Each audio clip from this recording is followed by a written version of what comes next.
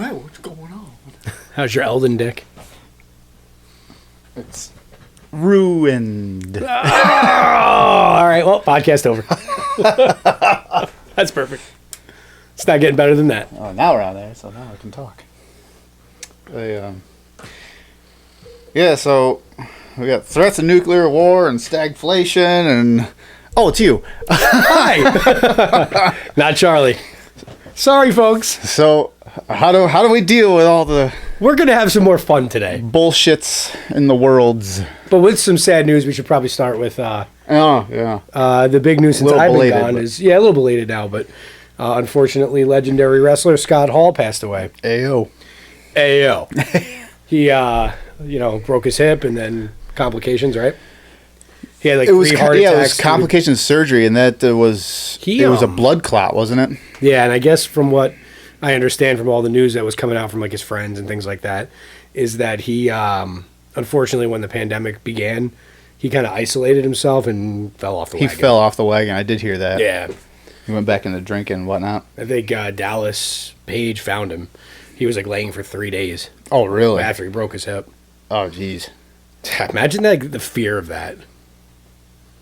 It's I can crazy. imagine like finding him. Yeah, I know, especially a guy who pretty much saved his life for all those years and probably extended his life a few decades. That's rough. Yeah, That's he was a crazy. legend, though. What's your favorite Scott Hall match? I got 3 that always comes to mind. Didn't he face Yokozuna in one? I don't know if it was the first Monday Night Raw, but one of the first Monday Night Raws. I think he did, actually. For whatever that popped out in my. You know, It we're always pops going to out in my look at mind. the ladder match at WrestleMania 10. Yeah, I don't want to say that. I will. How about Bret Hart at Royal Rumble 93? 93? Yeah. And then also the 1-2-3 Kid match. I mean, come on, man. That On Monday match Night was Raw, terrific. Yeah. when he became 1-2-3. Yeah, that was an amazing match. There was the rematch of SummerSlam with Shawn Michaels and Razor. Also amazing. Yeah. And the thing is, like, how big an important piece he was to why wrestling got so popular again. You know, it was something fascinating with, I don't know about fascinating, but for lack of a better term, with Scott Hall, he didn't want the heavyweight strap. He didn't need it. He wanted to be the guy that everyone had to go through in order to get to the next level. And that's exactly what it was. He was a hell of a worker. Yeah, he was. For a guy his size, he was amazing. And he was so, like, crispy with all of his moves. Razor was my first favorite wrestler after the Hulk Hogan era. Oh, my God. Every kid, like, back in that era loved Razor, man. The sack of shit slam. That's what he The called it. fallaway slam. Yeah.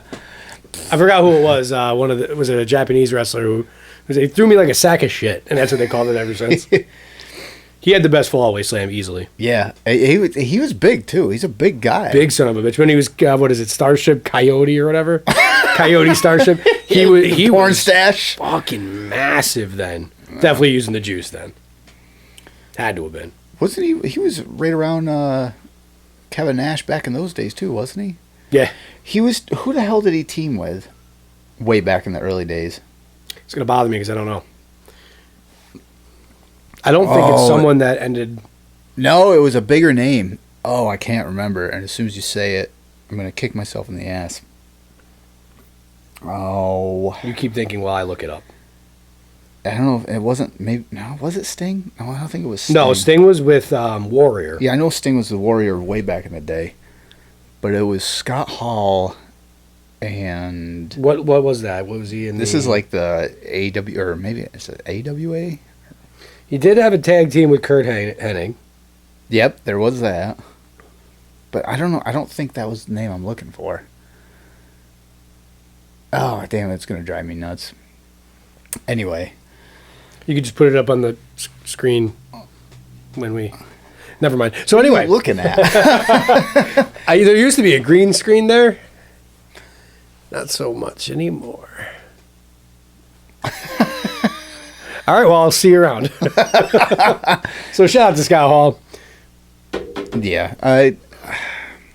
Probably the rematch between him and Shawn Michaels at SummerSlam. Was it SummerSlam 95, I think? Was it that long after? Yeah, it was because Shawn Michaels was a face by then. Yeah, well, it was I think Razor was SummerSlam, though. still a face. There was WrestleMania, and it was that SummerSlam that followed. All right. Right? Is that how that worked? Was it the 94? SummerSlam? It was, well, had to WrestleMania been. 10 was obviously when it happened. Yeah, it had so to whatever been. year that was. So, I want to say it was, no, I want to say it was 95. It could have been. Because Shawn Michaels' transition into a face was right around the 94 and the 95 time. Yeah. I don't know, it was one of those two. I want to say it was 95, though. He flip-flopped, too. Shawn did. Because that was, I think, the same year of the Survivor Series wild card. Yeah, that was great. And they had a bunch of heels and then Razor Ramon. I'm like, as a kid, I'm like, that's not fair. Come on. Yeah. I was so pissed. I mean, I wasn't surprised to hear that he passed away, but it definitely was shitty when you heard it. It was, I was actually shocked. I thought, this is before I knew that he fell off the wagon again. Yeah, me too. But even so. But it's Scott Hall. I mean, he lived hard. Yeah, he did. He had a lot of demons, that whole story where he actually killed somebody, it was crazy.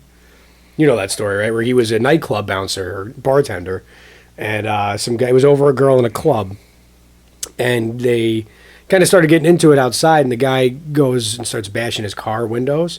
So they start wrestling, and as he's approaching him, he gave him the razor's edge. The other guy pulled a gun on him. Oh. So Scott Hall wrestled it out of him and shot him. Chucked toothpick in his eye, then disarmed him. But he got him and shot him in the head. Oh, jeez. So he had to live with that ever since, and then he became rough. famous. So he's probably had some sort of like PTSD he was dealing with. I'm sure that's not one of those things you forget. No, I don't think so. I don't think so. But yeah. So rest in peace, Scott Hall, NWO, the bad guy. Yeah, one of the biggest pieces of the entire Attitude Era, and he was the turning of the tides of a lot of things. If it wasn't for him jumping over and it was invading, sad, quote unquote, was sad to see in Scott Hall's later wrestling career was his stint in like JCW, and because you could tell he was so hopped up, or at the very least wasted. But the dopest shit he was doing in the early 2000s, when in the indies, is when he was coming out to Fuji's, Ready or Not, Here I Come. Yeah, I did. That was like the dopest shit. I think he did it to in ECW once. He might have. Yeah, it was so cool. It was like he was such a cool dude, wasn't he? Like his really two stints cool. Was in Poughkeepsie, wasn't it, or something like that? Something like that. Yeah, because he had two. Because I think you were at one. Did you say, or Ty? I was at a Poughkeepsie show, but not that long. All right, maybe it was Ty and my buddy Schenectady, not Poughkeepsie. I was at a Schenectady show. Yeah. All right, and one of my buddies from my old job, he was at the show that he debuted in ECW. I think that one might have been Poughkeepsie. No, I think that was Schenectady. He was already losing it by then, though. But there's nothing on film with him debuting there. The only, not actual film. You can get film. Yeah, you'll see clips if you look on the internet. Yeah, fan film and whatever. He had his stint in TNA, but that was riddled with like his on and off like kind of issues. That was about the same time as the JCW thing. Yeah. That was like the mid-late 2000s. Yep. And then they had Samoa Joe came out and called him out right in front of Kevin Nash in the ring, and I guess that was an altercation backstage afterwards. Yeah. I guess Kevin Nash actually slapped the shit out of Samoa Joe for that. Which is surprising because they're both kind of badasses. So, speaking of Samoa Joe, I just saw a clip. This is going off topic, sort of. Was it 2016 with Samoa Joe, Brock Lesnar teased like heat rivalry? They had the match. They had the match. Well, they had the 4-way thing, didn't they? Or they had a match. I think that was SummerSlam. But it was a one-off, and it should have been more. That should have been like 6 months. Because at the time, to me, Joe was the most credible. Guy to go after Brock. I mean, I wanted that to be a long program. It could have been so good. Because Joe is so good, a believable badass. You know what I mean? Big, mean. And he got right in Brock Lesnar's face too. He's like, "You look at me when I'm talking to you," and then Brock Lesnar, like, I'm like, "Oh." Jesus, we got WrestleMania coming up next weekend, and it's probably the shittiest. Do we really? It's the shittiest card I think I've ever seen. For everybody listening and those watching, that tells you right there of how close I'm paying attention to wrestling lately. I forgot that WrestleMania is next weekend. That's only the Super Bowl of professional wrestling. For me, it's just the social media stuff, man. Like, that's the only way I catch up on it. Half the matches, aren't they like horrible? McAfee's going to be wrestling. Who else? Against somebody. Logan Paul. Yeah, that's right. Logan Paul's going to be wrestling. Johnny Knoxville. He's going to be in it. Yeah, dude. Yeah. And then it's very unfortunate. And then the Stone Cold Kevin Owens. And you know thing. that's not going to be a match. That's going to be he's going to come out, stun him, and then leave. I was so happy that Stone Cold was the one that was like, I'm retired and done with it. And then this, I'm like, he's not going to wrestle though. I didn't think he could. He can. I think he can, but I don't think he wants to because it's not a built program. No, and he's always, or at least in the past, he's a perfectionist. He's always been one to be like the whole Brock Lesnar thing when he walked out. He's like, you're just gonna have me like Lesnar go over on me just like that? No build, no. If he wasn't gonna come back for Goldberg, and if he wasn't gonna come back for Punk when Punk wanted it, why the fuck was he gonna come back for Kevin? He's Steen? not coming back for Steen. Yeah, that's gonna be like a KO show thing. You know, at least that's what I'm thinking. So that even pass that, yeah. And I'm like the biggest Stone Cold fan even to date. Ronda Rousey, pass. She's going to be back. That's right, she is back. She might be the main event of night one, they're saying. And why wouldn't she be? Because we have Edge and AJ. That's the only match I care about. Sarcastically and seriously. Yeah, true. Why wouldn't she be? And of course she is. Why would she be? She's a big money draw. She's a name. And it is Charlotte. But again, back to sarcasm. Why the fuck wouldn't she be? Dude, it's abysmal. I like I said, the only matches I'm looking forward to are two. It's Edge versus AJ Styles. Yeah, that's interesting. That's going to be great. And then Brock versus Roman's going to be great. But I guess they're also saying Cody might answer a challenge or something like that for Seth Rollins. Because allegedly he signed. Allegedly, yeah, I did see that. Signed. But there's no. Have they teased anything? Have they brought him up? In a way, because I did admittedly have Raw on the other night. Seth Rollins have an open challenge to anybody. So that not yet. But he's trying to get into WrestleMania, and he keeps getting thwarted. Right. So, and then I guess this last Monday night, he made a big scene. He even said bullshit. Wow. But then he like messed up the whole like table and set and threw a fit. Yeah. So I imagine he's gonna show up and cry at WrestleMania, and then you're gonna get Cody, and nobody cares. Yeah. Now I understand Cody. I hope he has polka dots and made a star dots. There's something. Kind of make it his own, but keep lineage. Anyway. So we digress. Yeah, do you think Cody went out and made a name for himself, and he was one of the cornerstones of AEW, Absolutely. And that is what it is. And like it or hate it for AEW, it's prevalent. Now he's coming back. Do you care? No, I don't either. I think it'll be interesting for like a week, just to see what he says and how they boo his neck tattoo, but. But I'm not really at all interested. You know what I mean? Yeah, even with Cody in there, or when he went to New Japan and did his stint over there, and everyone's like, "Oh, he's having these killer matches." That was cool. I mean, I think I was a little interested in that. Yeah, in the Bullet Club, and he was in the Bullet Club. Yeah, all that was pretty cool. Yeah, and then AEW, I'm like, well, this is different. But even so, like watching his matches then, it was. I mean, it was a little more brutal, like Attitude Era-ish. Yeah. But it was still Cody Rhodes. Like, it's still... There was one match that I was pretty impressed with, and that was... And also because I was a mark for him, but the dog collar match with him and Brody Lee. Yeah. That I loved. But I was a mark for Brody Lee. He was kind of a local hero to us, He was from the Rochester area. Not since he did 2CW. Hacksaw Jim Duggan. Yeah. And he wrestled in, like, 2CW and all these things around here. Shout out to 2CW. Are they still around? Like, they're there, then they're not, then they're there, then they're not? I don't know. I haven't heard in a long time. No, neither have I. Actually, I heard a rumor maybe a couple years ago by now that they were coming back. And this is from, like, Brute Van Slyke from... Yeah. Like one of the mainstays for them. Yeah. I think it was from him, maybe on his Facebook or something like that. Kind of made mention. It'd be kind of cool. I'd go. But this was a while Always ago. Enjoyed that show. At least a year ago. Like, was it the Skylar Dome or whatever? Or whatever it's called, the dome up by past Frankfurt. I don't know. But I always enjoyed that.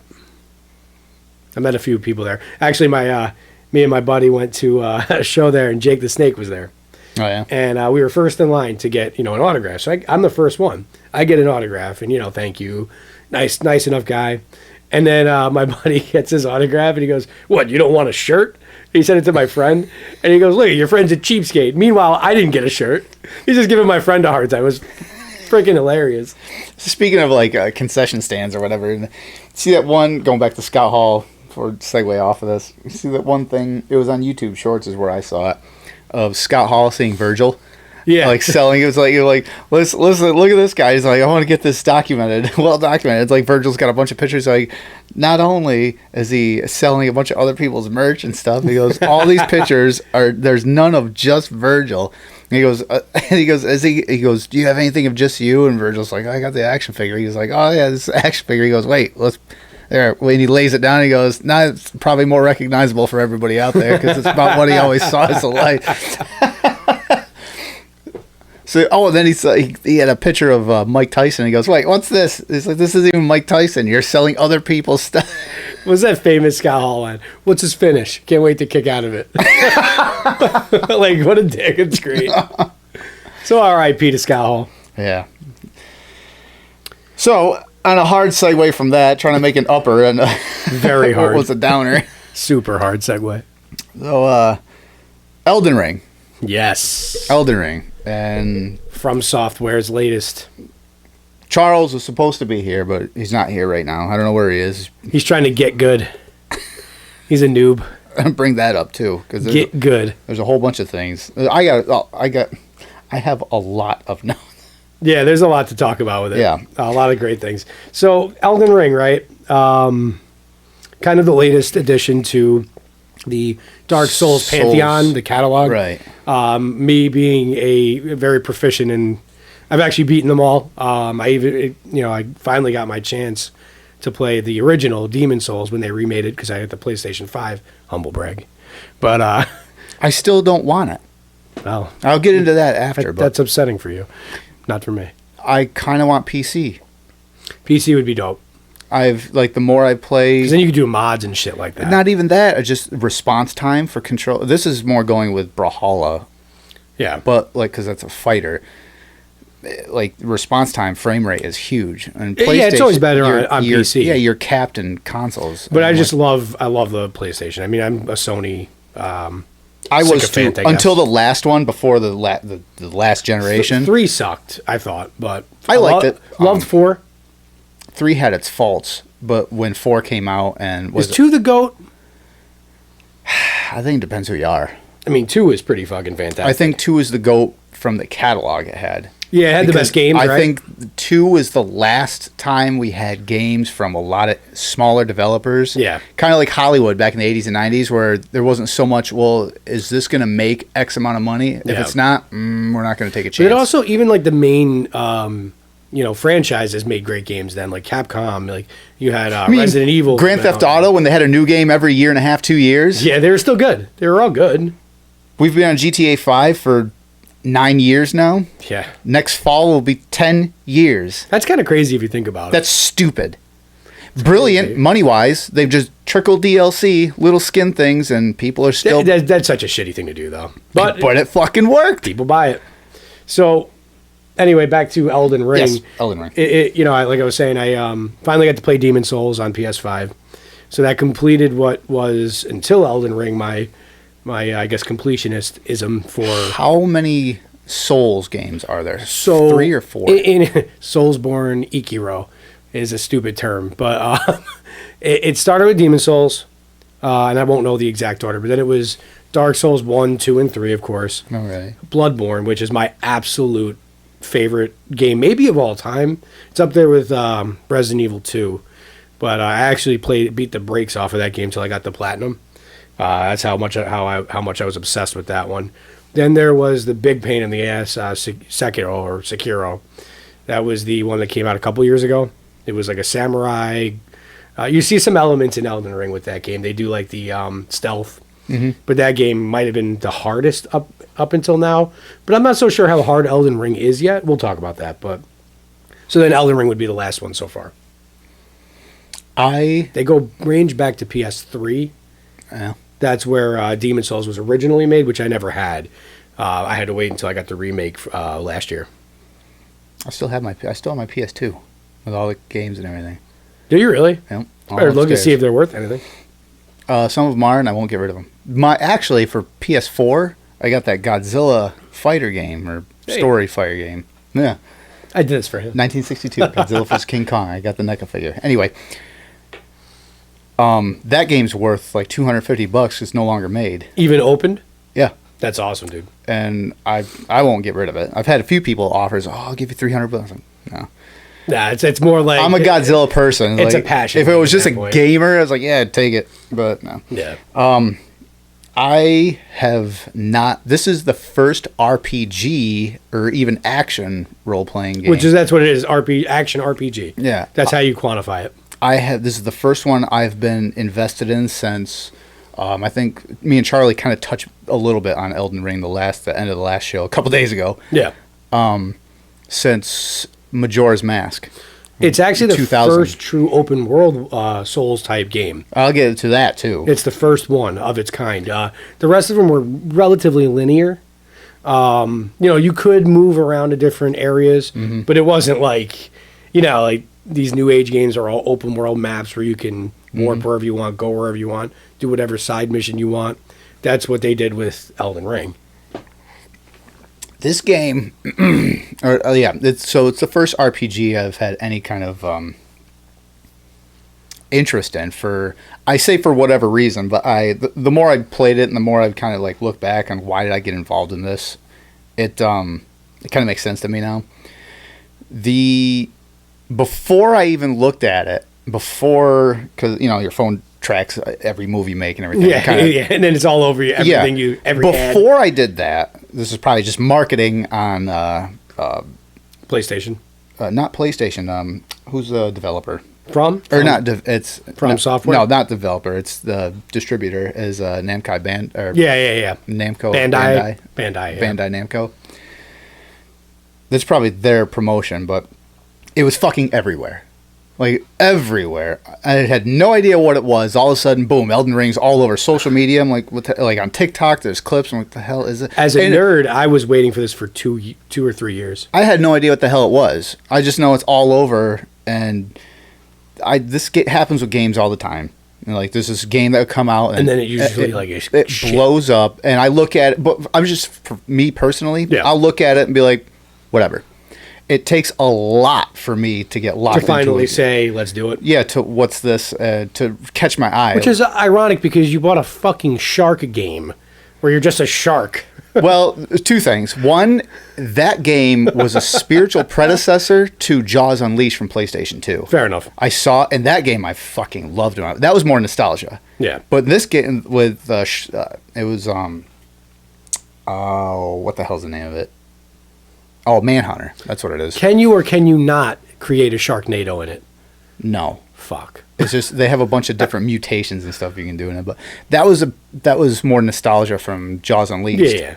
It's like that game just dialed up to 12. I mean, it was crazy, the stuff in it. But what made you actually decide on Elden Ring finally? Was it when me and Ward, I'll tell you this. Me and Ward talking about it, or no? It was as nobody talking about it. It was I was thinking about it and I was looking at it and I couldn't figure out why. It's like, why does this look good to me? And it didn't look like, oh man, this looks fantastic. Like everybody, like all the Souls franchise, like fanboys, we were drooling over it. I was. I wasn't. I was. I just saw it. I'm like, there's something about this game that's just like drawing me to it. I was talking to Charlie. We were playing Brawlhalla one night, and I'm like, I told him, I'm gonna look at it a couple more times, and maybe I'll get it, maybe I won't. And he's like, all right, well, if you get it, let me know, because I'll get it too. I'm like, all right. So it was already a foregone conclusion in my mind. He jumps offline, and I go to PlayStation Store, and I look at the trailer. And I already told Charlie this. I'll tell you, the trailer for the game is not fucking meant for casual gamers, because I told Charlie, like, I watched the trailer and they threw a fucking novel at me and I'm like, I don't know what the fuck they're talking about. And I'm like, what is all this nonsense? I wish you could see this in the microscope that I see this in as someone who knows these this is why it is like, this is perfect, because you are a connoisseur for this series, and me, I have every single game. I have been out of RPGs for over 20 years. Yeah. So there's like two perfect opposite ends of the spectrum, like with like playing this game. So yeah, I'm watching the trailer. I'm like, fucking doesn't like this is stupid. This doesn't make any sense. Like it didn't not sell me on the game yet. It's just I knew like this is not where this is gonna sell me. So I had to get away from the trailer. That's meant for like the purists. And So I'm like, all right, well, where do I usually go to do any kind of review? YouTube. Yeah. So I went to YouTube and I looked up non-spoiler reviews and I try to look for independent ones that have somewhat of a following to get an idea of like what it is. And probably by the time you looked this up, the demo a few months ago had been out. So there's probably there was probably some gameplay things you could look at. Yeah. So I was looking. I wasn't even caring so much about the gameplay because I saw so much of it on like TikTok and everything. I already knew what the gameplay looked like, but I wanted to know what the hell what. So I was watching some things and they're explaining kind of the mechanics of it, and I'm like, all right, fuck it. So I bought it and I downloaded it that night, and I just like I'll get to it. And it was still like 4 days before I even like turned it on and played. It was actually when I got COVID the second time. That was recent, right? That was a couple weeks ago. That's what I thought. It was 2 weeks ago yesterday. Are you COVID free? I don't know. Fucking, I didn't know I had it. I'm still in the window where I'm not supposed to be tested per the. Well, now I'm back in that window. Hey, welcome back. So it does fucking I think May is when I can be tested again, but we don't have to test right now. No. My job. So I was down with that. The first day you were down with the sickness? Yeah.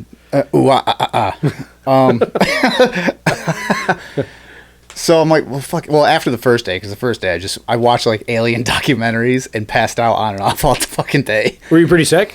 I was exhausted. I woke up again, like the first time. The first time you were asymptomatic. Well, no, the first time I had chills. Oh. I just didn't think anything of COVID. This time I was kind of privy to like, all right, I got chills again. I think this is what it is. Yeah. I didn't want to fucking. The man is like, why don't you take a test? Like, I'm not fucking taking a test. The next day, because you didn't want to. Nobody wants to. I didn't want to stay home for 5 days. Yeah, because now it's only 5, thankfully. Yeah, but so I the next day, she's like, you have a fever on and off, but I'm like, what? I'm all right. I'll just be fine. And it was the weekend by then anyway, so she made me take a test, and it's like, it should be 15, 20 minutes. Like 2 minutes later, go, oh, you are very positive. I was like... Did it show up immediately, like really hot off the gate? Yeah. That's how you know. I'm like, all right. So like, it doesn't take the 15 minutes. That's the funny part. So I sent it to my job, and I was like, all right, well, it turns out I'm COVID positive again. So, blah, blah, blah. I had to stay out until... Probably got it from Charlie. That following Wednesday, probably. Yeah. So I was like, well, fuck, I'm down anyway. I'll turn the game on. There you go. Right off the rip, the first thing, it took me an hour to make my character. Yeah. Not a bad thing if you're me or anybody else that looks... I liked it. Mine looks like me. Custom creation. Like me. Well, there was something I realized after the fact. Well, I'll get in after just my initial introduction here. So I made my character. It looks like me. And then after I started playing, I'm like, I just went through tutorial. Which is easy. The tutorial is like stupid easy. Yeah. And it doesn't really prepare, like for anyone who was buying this game and thinking, oh man, this is going to be fun. It doesn't prepare you for the game. It prepares you for pressing buttons. And that's it. And as soon as you get out into the open area and you find your first tree sentinel. The tree sentinel. He pushes your shit right in. Yeah. Hey, who's that? And you run up to him. No, but I got a story about my whole first 10, 15 minutes. It has nothing to do with the tree sentinel either. So, yeah, I make my character, and it was like the next day, I actually play the game. So I get out, I go through, I get out of the first temple there, and I see the tree sentinel, and I'm like, well, he's large, and he's got a huge fucking axe. Yeah. So I'm like, I'm not going to engage him, because I have no idea what I'm doing yet. I'm sure he's dead in your game now. Oh, yeah. Yeah, he's very dead in mine. So I took an immediate right, and there's that lake there. I can't remember the name of it. There's the lake, and to the right, kind of down a cliff. Yeah. Okay. And there's the bats, and then the fucking dragon that drops on you. And I came to my friend too. It was perfect because I came in from the south side of the lake, so the dragon comes out of the sky like this. I told Charlie to go in there, but he came from the north, so it just comes out of nowhere. It just drops. Like, That's what happened to my friend. Is it came out of nowhere on him, and he was like, "What the fuck?" I saw the island of, like, with the whoever the merchants or the servants there, and they're like all having a fire. I'm like, "What are they doing?" So I run up to it, and I was like, "What the hell?" But that was later. That was before like what actually happened. My intro. I go over it, and then those ruins are right there. Yeah. That's like where you're supposed to kind of go. Well, you're supposed to go to the church. Maybe. The church. I didn't do that yet. Here's the fuckery. Because again, I had no idea. I didn't look up anything like as far as like the sites of grace. Have you been doing that now, like kind of a little bit? Now I'm far IGN in, is your best friend. I didn't. I just a lot of it I figured out, and then there's some things I was like, "What the fuck?" You can figure it out, and I've been doing a lot of like blind exploring. I'm trying to do as much blind as I can because it's fun. But and you never really had a map like that in any Souls game before. There's one thing. But IGN is still your friend. Hidden walls. If I didn't see that on TikTok, I would have never fucking known. So listen, I know we're going to go off on many tangents. Yeah. But the hidden wall thing, I don't want to forget this. As someone who has played these games in the past, hidden walls were a thing. You leave down your little, your little note to other online gamers. Mm-hmm. I'm sure you've seen the white signs. Oh yeah. By the way, I'm killing it on those. I have one that has like 45 likes. One that's like I have not left any. It's stupid. It's fun. It is. Yeah. But I just like I'm so in. Anyway, let's. So this game is the biggest one I've ever seen with the most fucking trolls. Yes. That have left those signs that say "hidden path ahead" and there's nothing. Nothing there. I haven't. You know how many times I've hit walls and be like, now it's gotten to the point where it says "hidden path ahead." I'm like, probably not, but I'm still gonna hit it because you gotta fucking know. You gotta hit it. So I actually just encountered my first real hidden wall tonight before I got here. I found a dungeon. It's a catacombs by an Erd tree in not the kind of the north, but Caelid, that area. You like left of the map. You go to the north. Yeah, Caelid. You go to the north. Well, that's the right hand side. Then there's the Stormville Castle. Yeah. Yep. And then there's all those lakes up there. I actually saved all that just so we can have conversation on it. So it's the Academy. So if you go, like if you're looking at the map and you go to the left of the Academy, and then you just start going down all the way down south on the map, there's like this little open area, So anyway, I found a dungeon or a catacombs out there. It's the first place with a hidden door. So that I had to tell you, it's the most trolls I've ever seen in any Souls game. It's kind of hilarious. I'll send you these two things before I send you my stats and everything. So I'll send you this the picture of the map that I've unlocked, and then my character. So you had the COVID, and you have been playing a while. I did. How many hours are you in? Let me finish my story of me actually starting. Oh yeah. Go ahead. It'll fucking like. It almost made me not play at all, but so I go to those. It has that effect on. I go to those ruins, and you go down there, and there's a treasure chest. Well, I open it up, and it fucking transports me. Yep. It was one of those. And you went to probably at like a real late. I went to the fucking crystal mines in Caelid, like off the Scarlet Rot Swamp. I had no fucking business being there. And you know what the fucked up part is?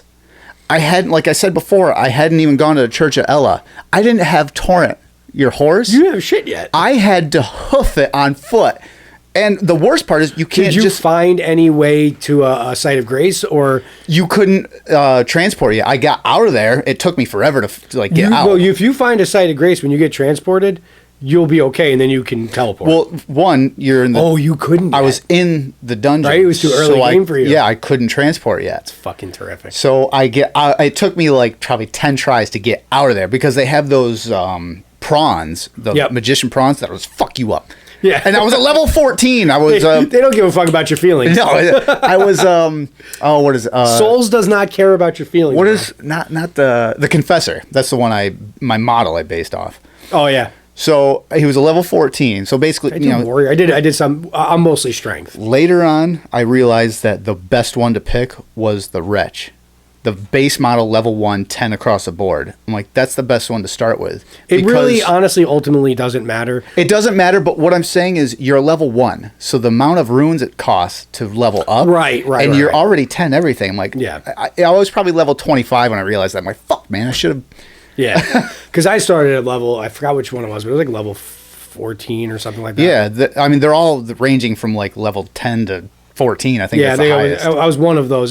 Whatever the one base model that had balance with vigor and strength, because I always played as a strong boy, big bonk, naked with a stick kind of guy, or a greatsword. Right. I roll with greatswords like mostly, so I just kind of fuck around with that.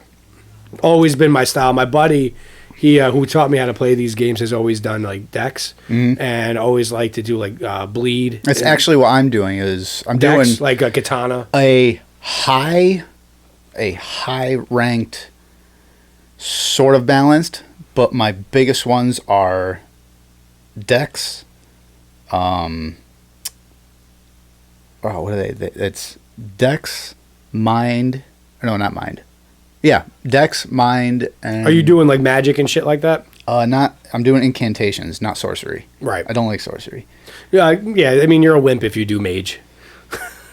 Yeah. Strong boys for life, baby. I got it right here. All right. Yeah, my main ones are strength, dexterity, faith, and vigor. And that's probably because you were leveling it for your weapon. Initially, yes. And then later on, I got into it. I'm like, man, some of these incantations are fucking badass. Yeah, I got to get more into that in my game. I always had in Souls a one-track mind of, I'm going to get the biggest, strongest weapon, and I'm going to be really strong. Well, that is I'm going to whoop your ass. That's like the classic gamer style, is you get a weapon, Zelda and Secret of Mana, all those old school, and you go and fight with a sword or whatever weapon you have. So I started doing that because that's 20-some years ago. That's what I ended with. So that's where I'm going to pick up with. Right. And then as I went through the game, I'm like, there's so many other like methods of attack. So many other options that you can play the game with. You can play bleed. You can with dexterity. You can do what I do and just kind of smash shit. You can be a mage, which I think is always lame. What is your main weapon you use exactly? Right specifically, now, what's the name of the one? Sorry, I can tell you in a second. Well, I'm using the grafted sword as my big heavy, and it's a +4. It hits like a tank. It's over 300 hit power. But the one I roll with, because it's more like an old school Black Knight sword from the Dark Souls franchise, is the Lord Sworn Heavy Greatsword, and I got it to a +8 so far. Mm-hmm. And that one hits pretty good. It's I actually took a picture. I didn't take a picture of the hit power, but that gets me well over 200. I like to stun lock motherfuckers.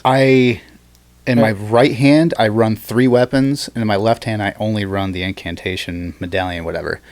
Are you fat rolling, or are you... No, I'm medium heavy, so fast enough. I go light. I go super light because I carry big weapons. The biggest weapon I have is the what is it? The Bloodhound Fang. Yeah.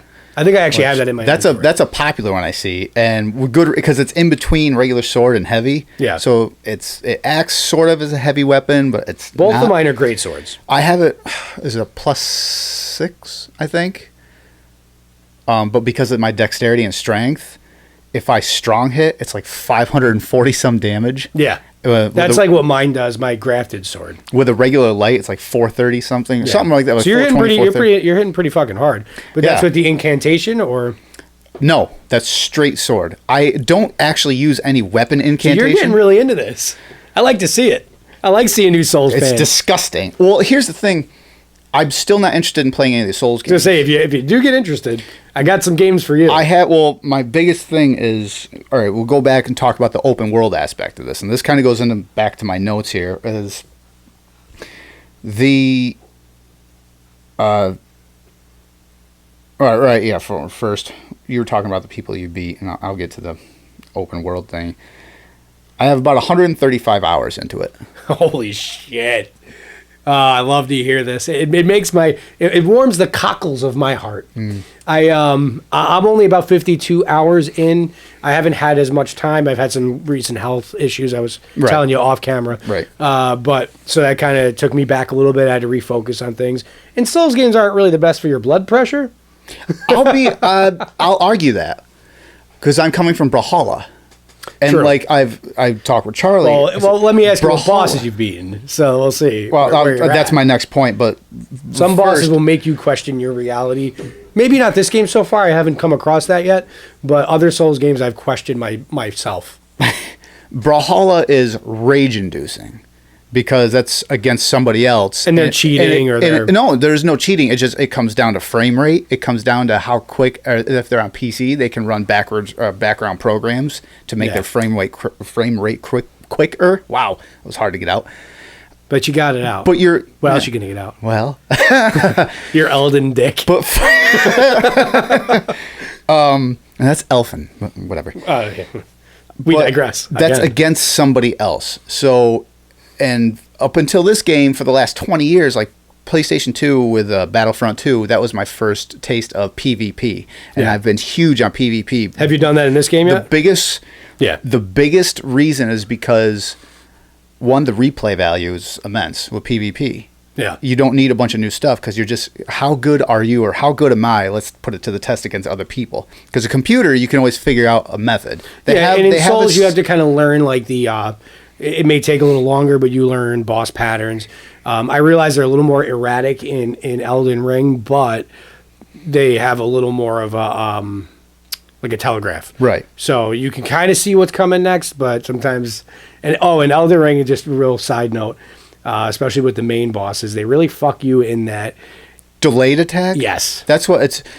I told the other games didn't necessarily do that. This one has delayed attack. I've brought that up before too. I told Charlie, with Brawlhalla, I'm so conditioned. Really, any of the last 10 years or 15 years of online play, Warhawk to Call of Duty to Star Wars Battlefront 1 and 2 to Brawlhalla, even Grand Theft Auto Online. I was always up for gun battles with people. Like, I'd just explore with me and him or whoever else. We'd go, hey, let's go fuck around. But someone would try and be an ass. And I would be like, let's go. Let's go, baby. And that was just quick reaction. With Elden Ring, some of these bosses, they have this like delayed thing, and my initial reaction is like revert, go, or like dodge, do whatever. But then you do that, your frame rates of invincibility over, and then you get pounded. And you gotta wait. Yeah, so that'll fuck you up. That wasn't like the old Souls game, so it's also kind of in a sense making me relearn some of my approaches because, I can only think of like one or a handful of bosses in the past from other games that did that in these games, like Nameless King from Dark Souls 3, which was one of my nemesis, like one that I had to fight 50 times until I beat him. That was Margit the Fell. The first one. I actually slaughtered Margit. It took me like probably 15 times until I realized that there's a spell cast you have to hold him to the ground. I'm like, what? Yep. I got that, and I beat him in like 45 fucking seconds. Yep. I'm like... Did you use any of your spirit ashes and stuff like that? Yeah, I used everything I could. You bring the sorcerer, which... You know what? Here's another thing. There was the summon that you can use if you needed it. The green summon that if you take one of the... What is it? The fingers.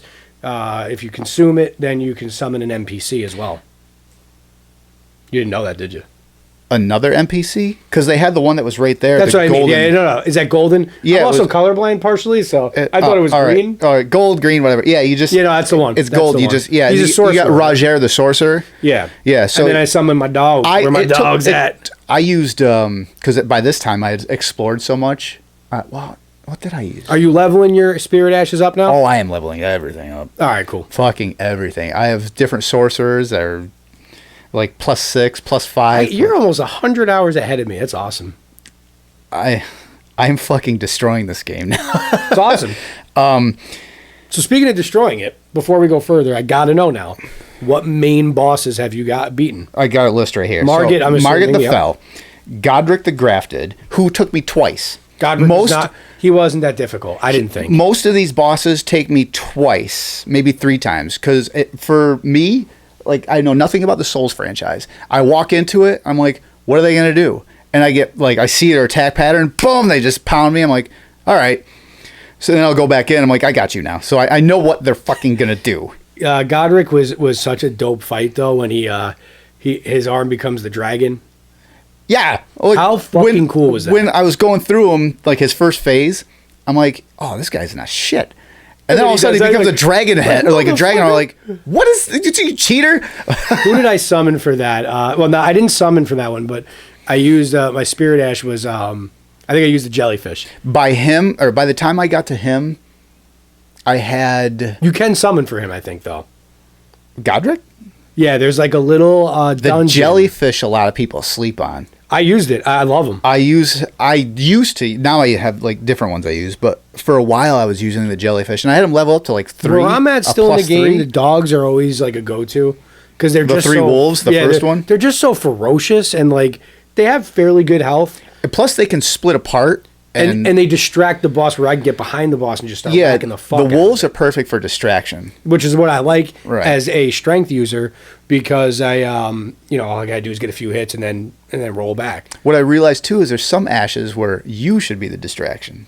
Yeah. And they're just tanks and they hit hard. They might be slow. They did nerf a couple of them though. Because I guess there was one that was almost like could beat the boss on its own. I saw that on TikTok or something. It was a quick one. It was, I don't know. He was like a badass with a sword or some shit. That might have been the Bloodhound one. It wasn't the sword the headless one, was it? I don't know.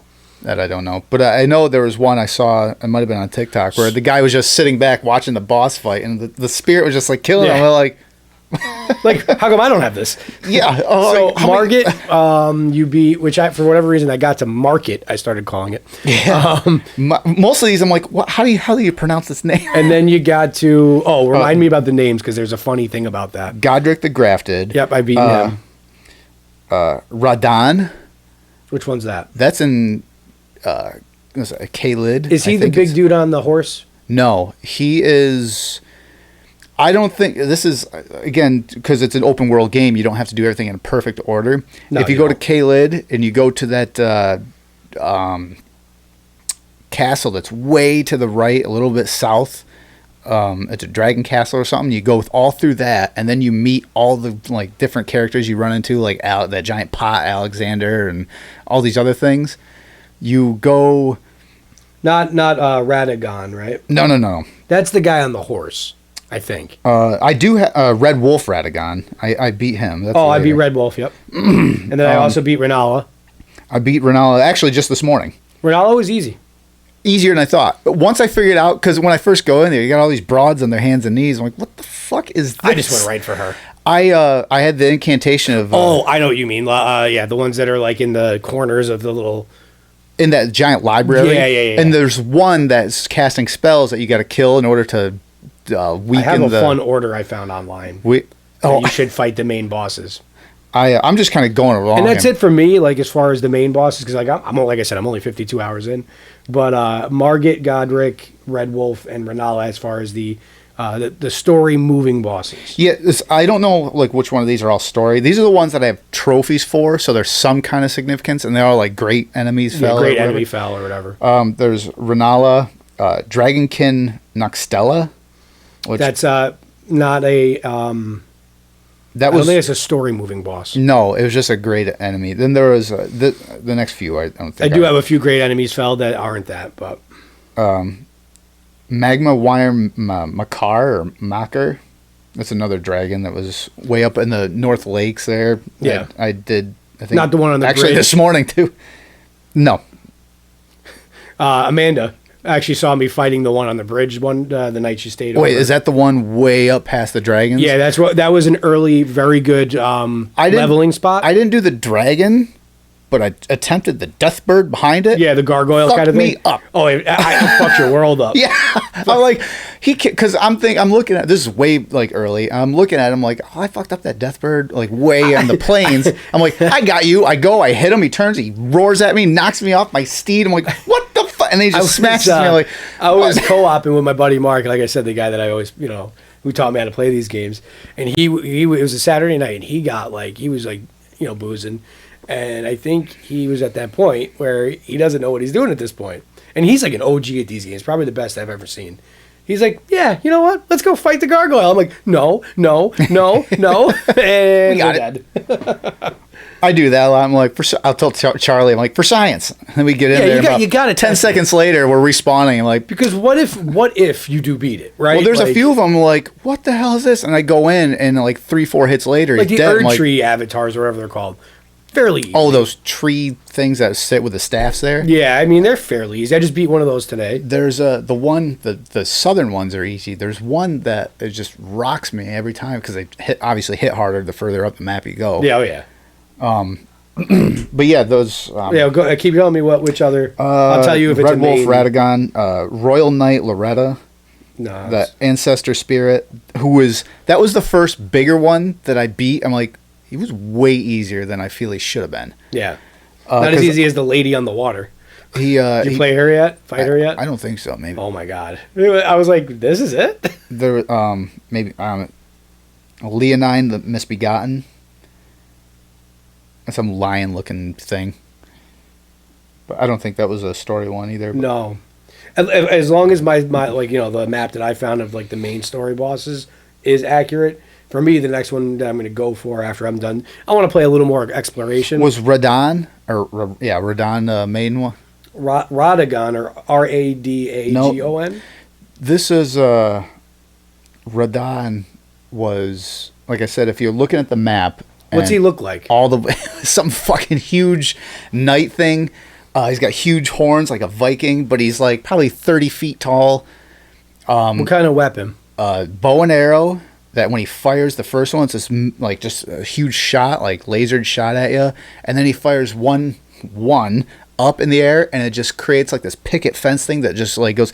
I haven't found him yet. He's a later one, but I faced him last night because, like I said, open world. You don't have to follow a story, but I faced him, and then you get this whole story arc behind him. I was like, I think this is the main boss. I'm not sure. How many flasks do you have?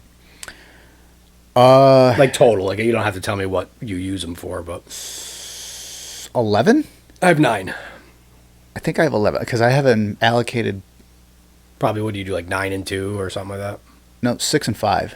Oh, you use it. Oh, because you do. Because I started before it was like 9 and 2. Yeah, I'm 9 and 0 because I do like, you know what I mean, because I do strength build. Yeah, so I'm going to just tank shit. Before it was like 9 and 2. Like I was like I barely ever use any magic, so I just all health. But now I started using one.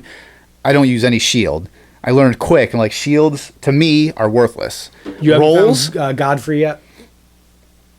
I don't think so. That's the next one I'm gonna go hunt for. At least because I'm going to try to follow this as much as I can. Right. This little map I found for the order of the bosses, just because I want to try to see if that's the way you progress the story. So you're doing it linear? For the most part, but I'm also doing a lot of exploration. I've done like all the dungeons that you can think of. I mean, and beaten all those bosses. I've done a lot of field bosses, like the Knight Cavalry and shit like that. Mm-hmm. I've found a lot of those guys, but I'm going to do some more exploration, probably level up one night, just throw on the headphones, listen to some music, and just dedicate that whole time to like that bird area where you shoot I did the find arrow. that. Yeah. That's actually a good area for, especially where you're at, because I mean, you're at 170 now, so that might be tough for you to. It's like 220,000 rune per level now. So that's a long time. I mean, you'd have to.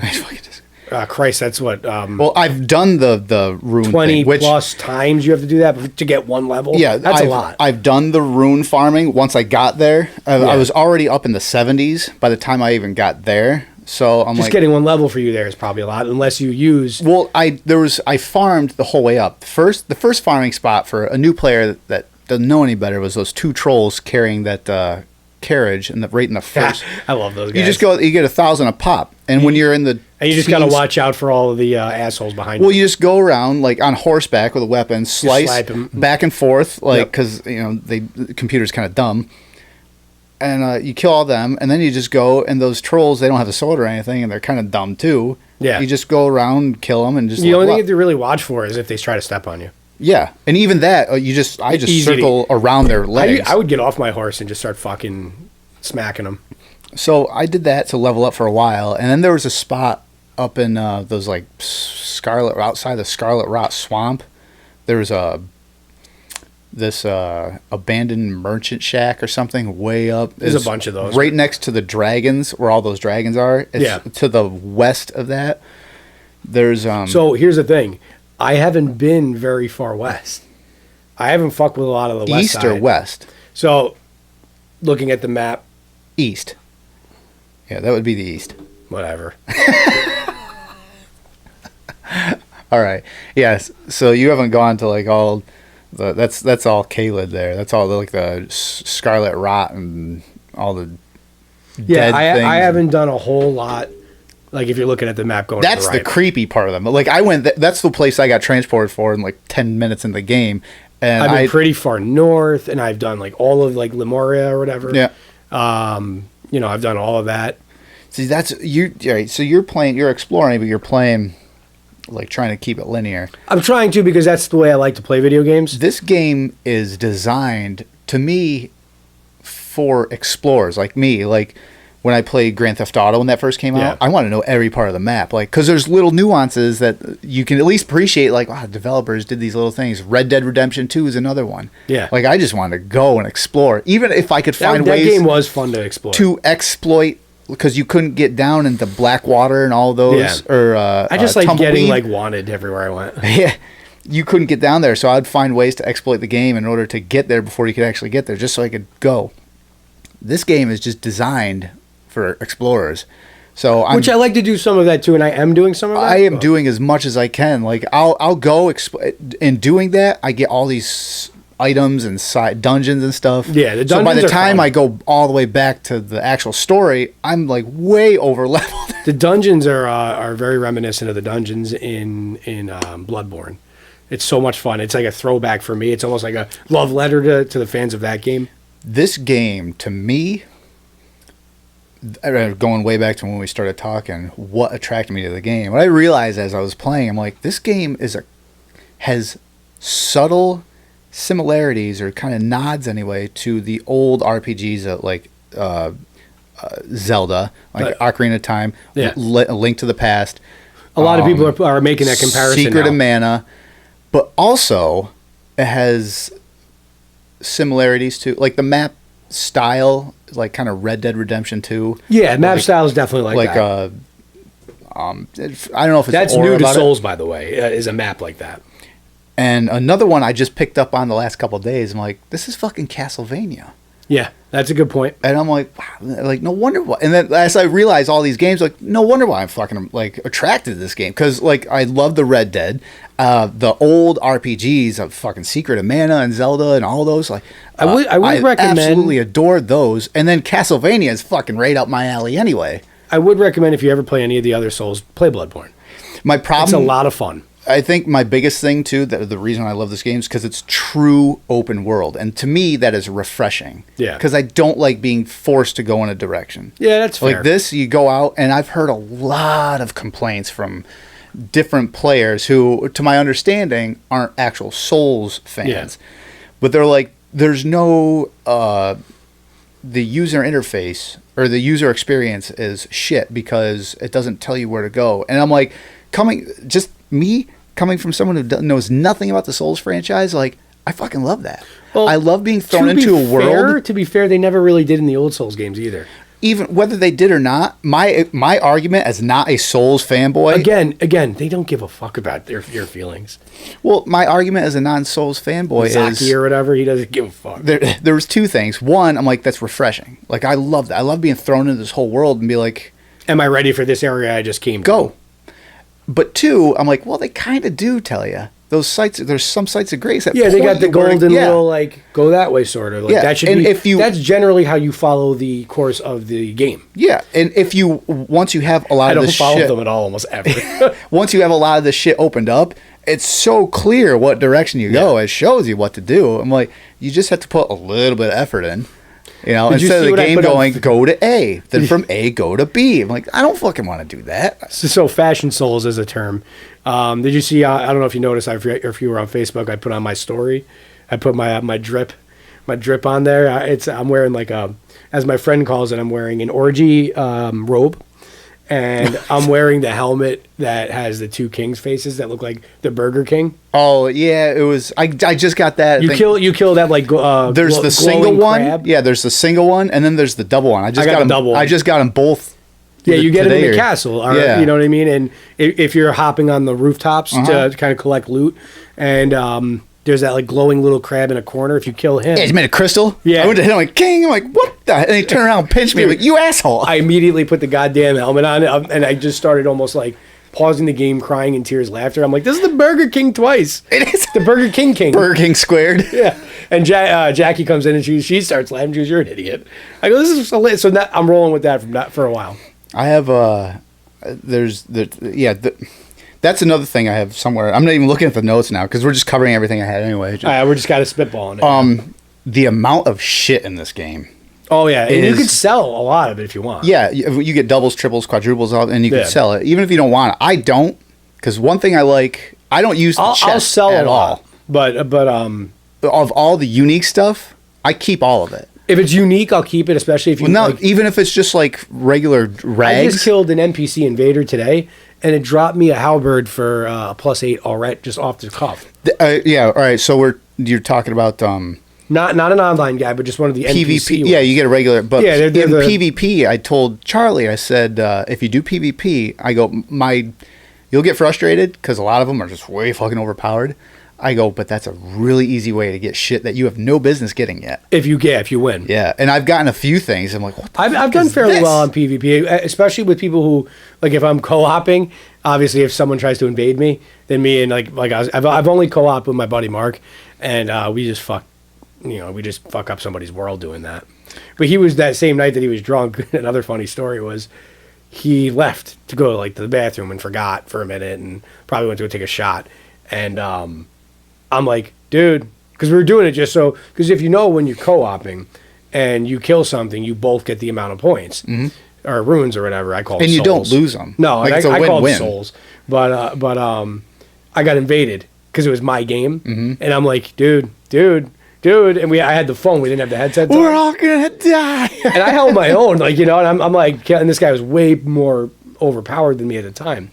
And I'm fighting, and all of a sudden he finally wakes his stupid ass up. And he was ahead of me, at least by 20 levels. So I'm like, yeah, thanks for showing up.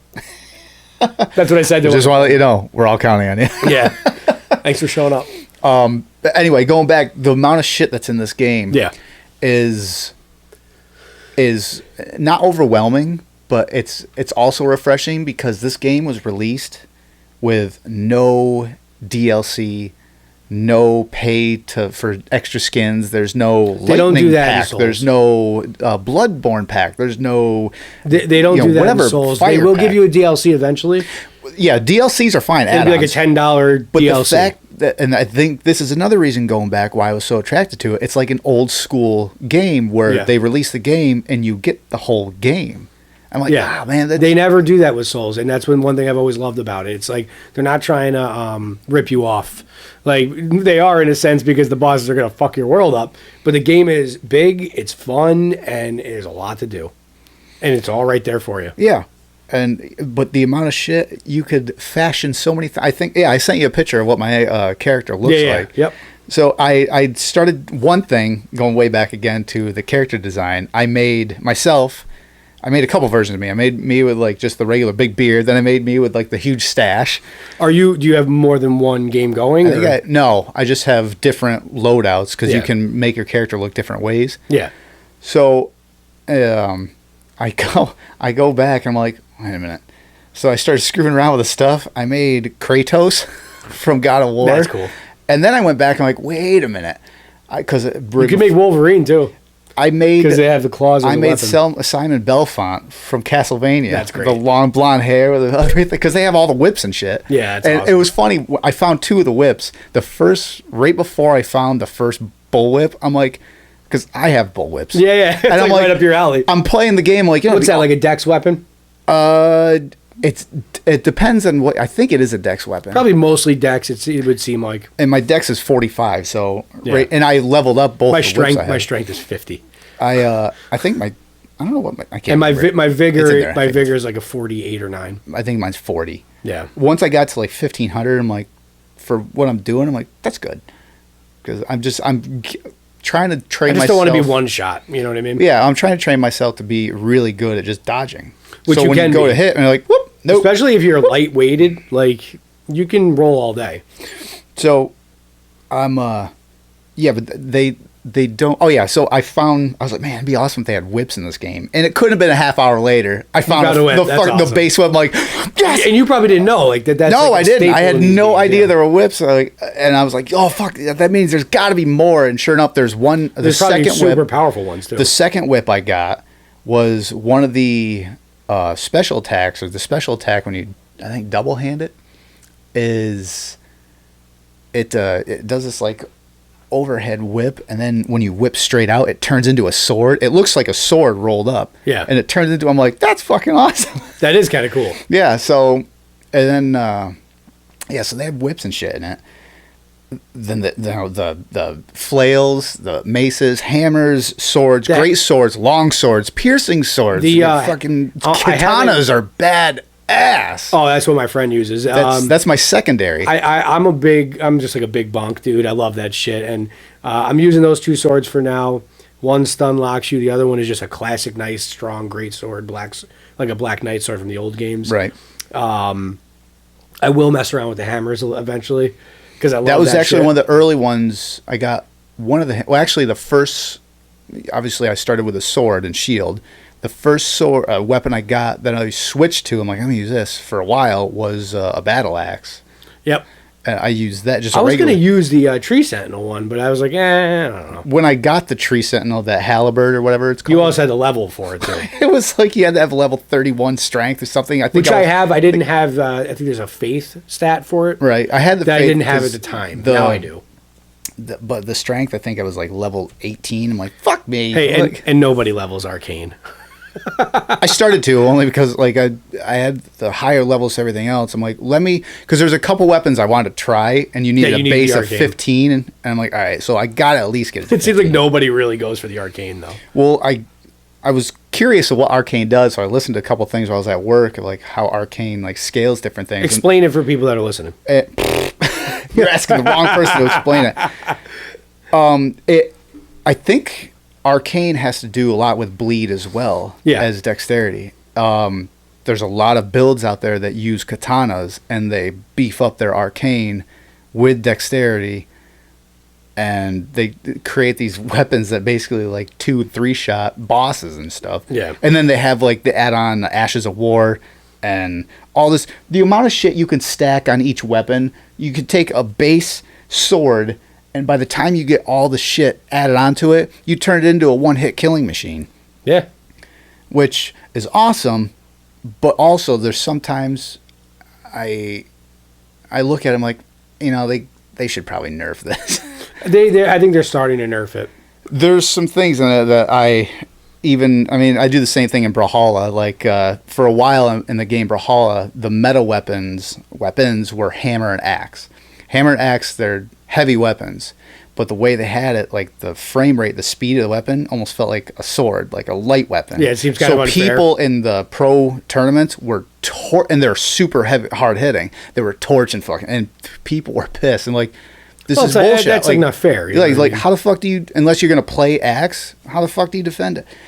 Well, playing this game, there's some things I'm using and watching PvP or just being in PvP. During one of the last patches they buffed sorcery and some incantations and nerfed some melee weapons. I'm like, and before the patch, right off the bat, I already knew. I'm like, I use incantations, so I'm playing it. I'm like, thanks, but bullshit. Yeah. Like, so the power of sorcery and incantations is unfucking godly. They say that's almost like easy mode for Elden Ring, and I never did mage shit in the other games, so I really need to break my habit and try to get myself, like, as I level up, to learn more about that. I wanted to make my character a strong balance of melee and all I gotta do is really level up a little bit more, and I can probably do a lot of spells. Right? Yeah. So if spells didn't work, well, fuck, I have to fall back on something. Yeah. And it works perfect. So it sounds to me you went through your the bosses for the most part that you've beaten. Mm-hmm. And it sounds to me, as far as the main game is concerned, even though you're like a absurd level at the moment, that we're about the same level. Yeah, because I've done a shit. It sounds like I've done just a way more exploring. Yeah, because that's basically what I'm doing. It's like I want to touch on all the parts. And you've leveled. I'm sure you spent some time like respawning in one area that gets you good. What's that? What you're the one place you're talking about with the bird, the cliff. That's another one. That's where I spent a lot of time. Yeah, you could. I spent. It was the other night. Probably a good Saturday. I did hour and a half, maybe almost 2 hours. I got home from work. Amanda's like, I got to run to the store for whatever it was. I'm like, okay, I'm going to turn this on. And I'm just, the whole time she's gone, I'm going to Rune Farm. It's so easy in that area because it's just the one arrow. Well, there's one arrow, and just put on your headphones and just like listen to. I didn't even do that. I did. That way you're just jamming out and like you lose track of time. I did that, but right to the right, there's all those alien things. So if Yeah. you got a strong enough like incantation, there's one of the things I have is some dragon breath magic one. It's blue flame, and that's powerful enough to where I shoot the arrow, turn, and go. Here's one thing before I go further. I learned that if you go to that spot, change it to night, you have a chance of the time. Yeah. You have a chance of getting the red or gold-eyed bird. Yeah. Which I have the golden scarab. So you get 13,000 whatever per death. Yeah. Or per kill. That red or whatever eyed one will give you 66,000. So every in that area? Yeah, the same bird. It's just random. And it's not all the time. Sometimes you don't get it at all that Do you night. need the golden scarab though? No. You need for 66,000 probably because it's like 30% more. See, I think there's a finger that you can use that bumps it up to like 14 or 15,000 a pop. There's the golden fouled foot pickle. Oh, that one. Yeah, the foot. That I know. That's right. I knew it was an appendage. That's or phalange. That's an extra 20%. And what I like is you can stack them. So you get the scarab and the foul foot. That was always a good thing in Souls is that you can buff yourself with a bunch of different things before you go into something. Yeah. Whether it be like, buff for strength and magic and so on and so forth. I still have not used a lot of the stuff like the fire grease on your sword and incantation. Like I don't do that. I go in, drop my spirit ashes, and then like, all right, what's he gonna do? Do you use multiple spirit ashes or can you? Can you? I don't know. Think I so. can't. I've tried. You can. I don't think you can use more than once, and I don't think you can use two. It's not like a bar, that you can refill. The reason why I asked was because I didn't know if that had anything to do with the other flask. Which I'm happy with. Yeah, because it would be kind of almost cheap. It would be, and there's a few things in the game that I hope they nerf. But shout out to my man Jellyfish though. Yeah. He's just rolling around. Sometimes he's being real lazy, and then all of a sudden he's above your enemy, just poisoning the shit out of him. But I love how lazy he is. You don't know what he's doing. I'm running. Anytime you want to help, you're rolling like crazy. He's like 30 feet behind you. It's like, what the fuck, bro? I'm coming. And then he actually does work. Name my jellyfish Eeyore. And then when he comes in, he does work. Yeah. Going back to things I got to nerf. There's one thing, again, I'm happy it's there right now, but the rune farming thing, I'm like, it kind of makes things cheap. Well, because you get there and you just jack up. But don't forget where we're both at in terms of the main story. I've looked ahead, and plus I follow a couple of streamers online that I like that usually do soul streaming. Right. Some of these later bosses look fucking stupid. The last one. I've seen a few things on TikTok. Elden Beast? Yeah, the centipede worm thing. And it has a sword, and then it has magic. And then you start off and it's a mile away. And there's also Fire Giant. I'm sure you saw he looks pretty upset. Yeah, I can't wait for him. He looks like he's going to be a fun boss fight. The last one is... the first video I saw of him was this guy's like, I've heard only 250 people have beat this guy. It can't be that bad. He spawns in. Well, that doesn't seem... what did he say? He goes, that can't be right. And he gets killed within 2 seconds. He goes, that's probably right. I'm like, whoa. There's going to be a way. The big dude on a small horse, Radagon or whatever. All I picture is those old... he's a giant on a tiny... Yeah, the Guinness Book of World Records. You've seen this, The mini guys, no, but... But I guess my buddy beat him. I kind of accidentally wandered into that area, but he was where you're at as far as being absurdly over-leveled. He said he beat him. He said it was tough. One of the greatest Souls bosses he's ever fought, in terms of fun and, aesthetics. But from what I heard, they nerfed him. Yeah, there's... which is, I guess, okay. Yes. Whew. We're going to definitely have to do a part 2 to Elden Ring once we both beat the game. Oh, yeah, because we're both very early in the game. Yeah, I mean, all things considered. All things considered, yeah. And also, I don't think we'll be able to do an Elden Ring until maybe a couple months from now, another episode, because it's going to take a while, because you're going to want to level still, try to find all of these stories, how you find all of these NPCs. They have quest lines. Have you done any quest lines yet? I've done a couple. Obviously, the one that gets you to the bird area. Yeah, that. With the bloody cloth and all that. Yeah, I did that. Or even the simple one where you've also done the simple one where you get the girl to the round table so you can level up your ashes. Yep, I did that. I mean, that's an easy one. I think all you got to do is beat Yeah, Godric, that right? one's. It was that, and aside from that, it was just You just had to through get text. to Godric, yeah. It was just getting through conversation. That's it. That's the one thing about Souls games that's hilarious. Like, if someone came to you right now and said, "What's the game about?" I don't know.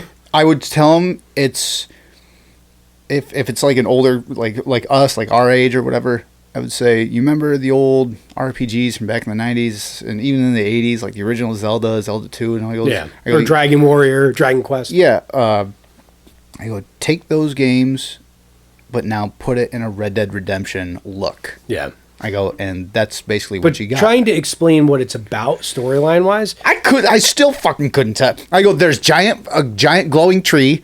I go, and it's magical. Yeah, and then there's giants, trolls, and dragons, and monstrosity things, and I don't fucking. So there's a funny thing, right? So George R.R. Martin helped write this game. You know, the dude that did Game of Thrones and shit like that, right? Which was massive hype surrounding that, so everyone was super excited. Now there's this funny thing going around, which Martin actually has been trying to deny, but I wanted to bring this up before, that the name of the bosses are all just his initials. Now, indulge me. His name is George R.R. Martin, so G-R-R-M, right? Mm-hmm. Margit, M. Godric, G. Red Wolf Renala, R. Godfrey, G. Morgoth, M. Godfrey, G. Like, and he's trying to deny this? He did this on purpose, bro. Maybe it was just like subconscious. And I was like, I need some like names and like, what are the coolest letters I know? Isn't that funny though? Like that, like someone. It's quite the coincidence. Who pointed that out? Like, I want to know the first person that said the Leonardo DiCaprio, like pointing at the TV. Yeah. So going, most of the stuff we've covered. That's all right. We're going to be doing this again in the future. Traps, and I put traps and OP bosses. That was one of my thing. The traps obviously is the first one where any boss give you trouble? A few of them. Well, when I finally engaged the tree sentinel. Yeah. And I just got wrecked by him. Like, what the hell? I was still under level when I beat him. I exposed him though, because you can cheese bosses too. There's certain ones you can. When I beat him, I cheesed him. I'll give credit. Did you do what I did?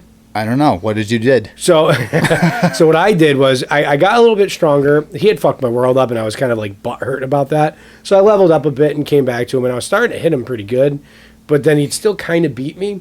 I did that for a while. I was getting him down to like half health, maybe a third health, and then I just get fucking wrecked. So what I did was I had been leveling in that area where we were talking about earlier, where the dragon on the bridge is and that gargoyle type thing. Right. So one of the things that you can farm there are those daggers, those strong daggers, kunai or so whatever they're called. Yep. So what I did for Tree Sentinel when I finally beat him, I got on my horse, I summoned the dogs, smacked him down to about 75% health, then I'd run away from him. I'd let him chase me up the hill to the beginning of the game, and I'd go back to the tutorial temple. Like the hallway. Because they don't lose. They don't lose their health. Yeah, or they don't get it back. Yeah. But then I would spam those daggers at him, and they hit him pretty good if he wasn't using his shield. I was like, "This, all right, cool." I did a modified version of that. Yeah. When you first walk out of that temple and you see him patrolling that one area, to the right of that is that temple that you can run around onto the rock and jump on the roof. Yeah. I jumped up there, ran all the way to the far corner, that's the highest point, and I'd fire an arrow at him. He'd run at you, do all this crazy shit trying to get to you, and then and you can't aim straight down, but as you go away, fire at him again. And then sometimes he would just ignore it and keep going up, fire.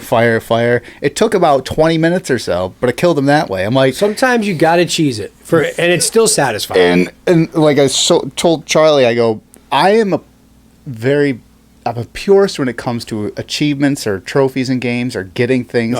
You're gonna get to the point I want to make. There's and he brought up the sniping, like 1,000-yard shot from the game Warhawk way back in PlayStation 3. It's an all online game.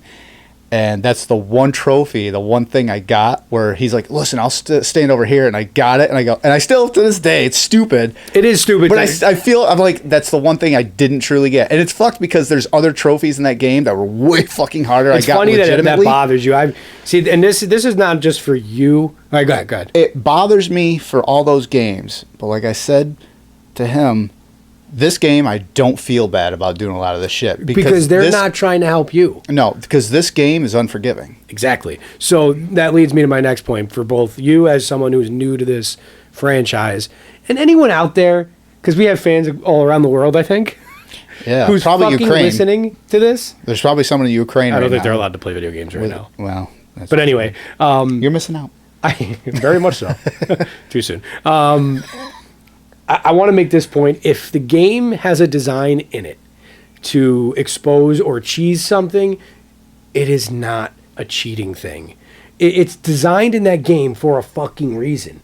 And if you're smart enough, or if there's someone out there that was smart enough to find it and expose it and they never nerf it, well, then do it. Especially if you're struggling to beat that specific area or boss as a melee or whatever you're doing. Fucking expose it. Who cares? Like the rune farming place. I even took, because Amanda plays it too. She likes it. Oh, really? No shit. She played Elder Scrolls a lot. Yeah. So she looked at when I first got it. She's kind of a similarity. Yeah. She goes, "This looks like Elder Scrolls." I'm like, I have no idea what. I know what it is. But I'm like, I didn't play that, but I'm like, okay.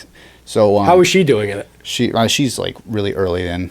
Like she plays it like casually, but But she was watching me that one I just stayed over with Jackie. When I get like rune farming and stuff, I'm like, I'm cheating. She goes, yeah. So now every time she sees me doing that, she goes, "You fucking cheater." That's not, to me, that's not cheating. Well, I say it as a joke. It's designed so that you can level, so that you are prepared to face these bosses that, like you said, are unforgiving. Oh yeah. That's the point of the fucking game. It's an RPG. What I like about the unforgiving bosses is they're put there to make you either, what everyone fucking says drives me nuts, get good. Yeah, get good. Or what I like to do is fucking outsmart them. Yeah. That's all you got to do is like, okay, well, you can't just go guns blazing like, you know, whatever, Wild West running in there and go, because you're just going to get smacked. It's like, what is the boss doing? Expose like their weakness, obviously. But the community itself is among the most toxic in all of video game franchises. You haven't been in Brawlhalla. Well, I'm sure it's equally toxic in its own way. I will say this, and it's not like, oh, Brawlhalla's better. Get involved. Souls invented get good because they're being cunts. You involve yourself in any video game franchise. I mean, Grand Theft Auto, I've been a part of. Star Wars is more whiny when like the Battlefront things. So is their movie fans. Oh my god! And I'm a Star Wars. I love it, but their fan base is like, will you shut the fuck up? Just enjoy it. Yeah, yeah. Brawlhalla is, they are harsh. Yeah. Like even if you post something on their Facebook page, people post videos like, wow, that's good. Somebody, as in like a few dozen people, will be like, that's trash. It's like, what are you spamming this? It's like sig spammer and whatever. Spam my dick. Yeah. So wait, what? But there's things I've just looking online with Elden Ring is a lot of them. A lot of the players watching them do PvP, and they'll go in like these super overpowered sorcerers and everything, and they're just like one or two shotting these other people. And they're like, "Oh, you come in with less than 1,200 vigor. What a piece of shit!" Weird things like. It's like, wait, what? Why? Why are you being such an asshole? Like, that was uncalled for. I'm looking at the map right now that you sent me, and the area I was telling you about, you haven't been to yet.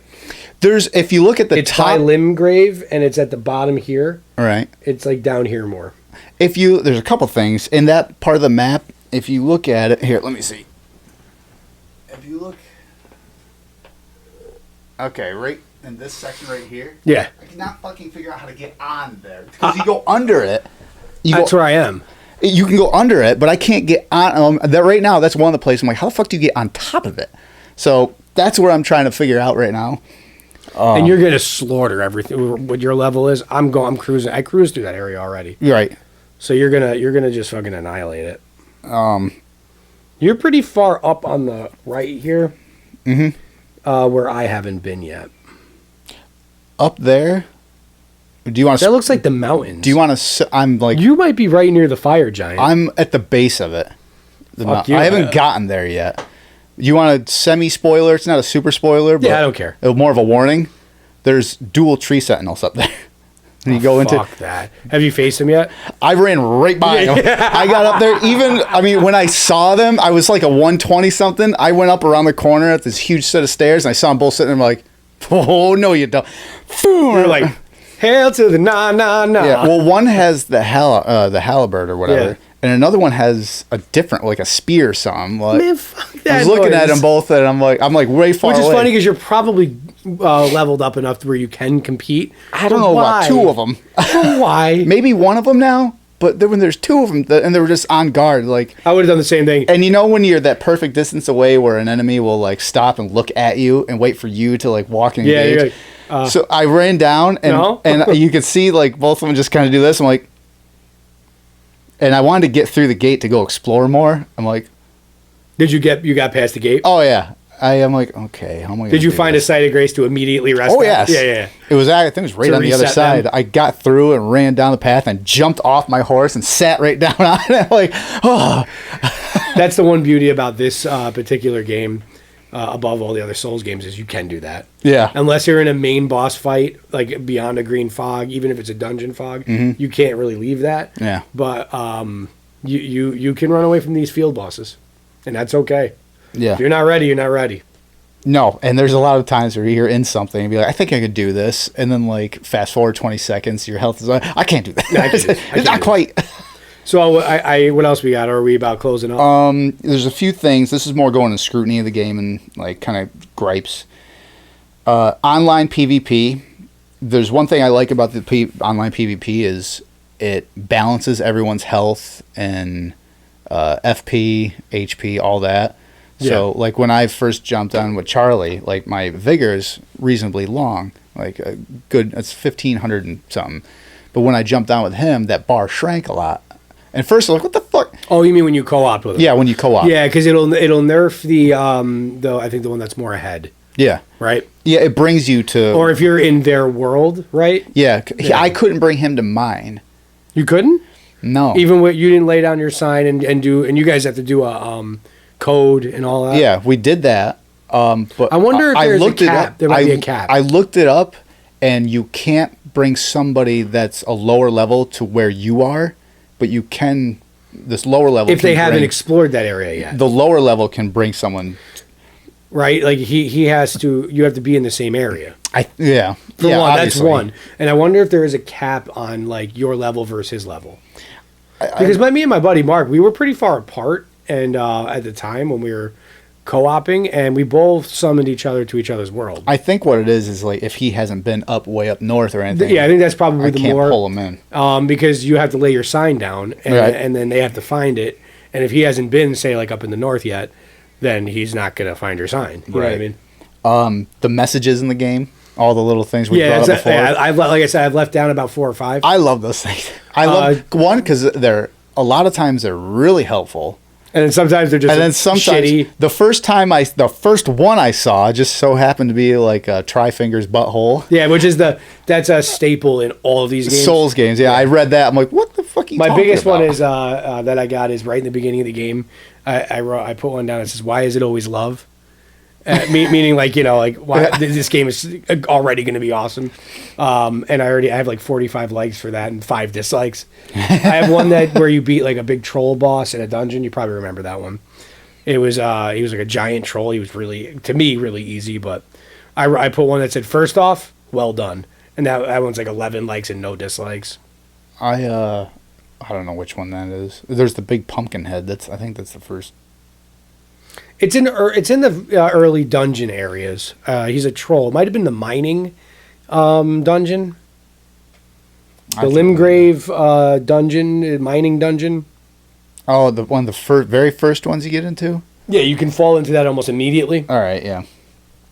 I was talking about the nerfs and buffs and stuff, which we already really mentioned. Yeah, we covered that. Kind of, like incantations and sorceries. It's funny, we didn't even really need a list. We kind of just went through No, Glad to see how far you came. I thought you were still going to be a noob. Well, you know what happened is COVID. There's one but there's one thing that was in the back of my mind, which kind of like didn't really aggravate me, but I'm like, yeah, I'll fucking show you. With you and Charlie, you're like, when I brought it up a few episodes ago, and you sat here like, you're not built for that. You ain't about that. Yeah, you ain't about that. You're not built for like it. That. And in the back of my mind, I'm like, I came from fucking hard games, like Souls is Ninja Gaiden, and I played all like those games that like are harder than fucking Elden Ring. You were like, challenge accepted. Yeah, now look like, at you. Okay, so I went into it, and the game has, for anybody out there who's made it this far, I'll compare it to Brawlhalla, not as a game, but as difficulty wise, just in general. Yeah. Brawlhalla is easier to pick up and play, but way fucking harder to get good at. Elden Ring is a learning curve, and by curve I mean a 90-degree just angle. You get in and you get smacked, but once you get it, it's pretty easy to latch on to the game itself. It's hard for me to entirely agree with that, because so many have tried to get into games like this and just get. Maybe it's just me. Well, maybe you have a kind of an elite learning curve like I did, or my buddy Mark, but even Ward is doing well in it. And I think the reason why is because I like it, and much like and most you want people to learn, yeah. And to me, it was a throwback to old school RPGs. I'm like, all right, I'm involved.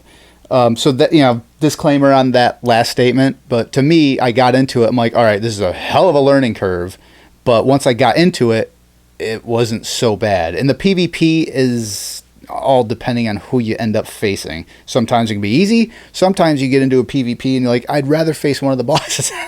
My buddy Mark just sent me this as we're doing this podcast. There's so many great memes out there. and he said you as fuck. So it says it's neuron activity, and there's basically none, and it says huge fucking sword. It's spelled SORD, which is so true. I love the big like hammering type things. It's just fun. I like to get right in your face and just smack the shit out of you. So the incantation sorceries, they need to be nerfed. Yeah. Rune farming either needs to be. I don't want them to nerf that. I said patched or nerf, but throughout this conversation, I'm like, maybe not patched, but some kind of, like, I don't know. Because like I said, when I'm doing it... Maybe make it harder to get to those areas. So, like, for example, the one with the bridge and the gargoyle that we've gone back to, which was one of the good early game, all you had to do was just find that transporter. Right. Like the little, it's like a mirror teleporter in the woods by that church. Right. And it gets you right there. Right. Maybe get rid of that.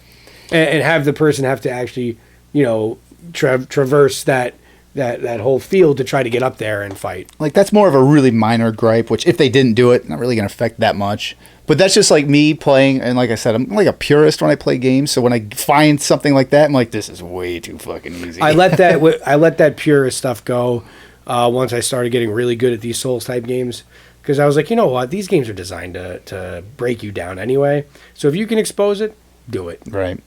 I've also beaten so much of these games straight up, no summon, no help. Yeah. So like I can do that too. I can do either one you want, but sometimes I just want to have fun, and that means I want to progress.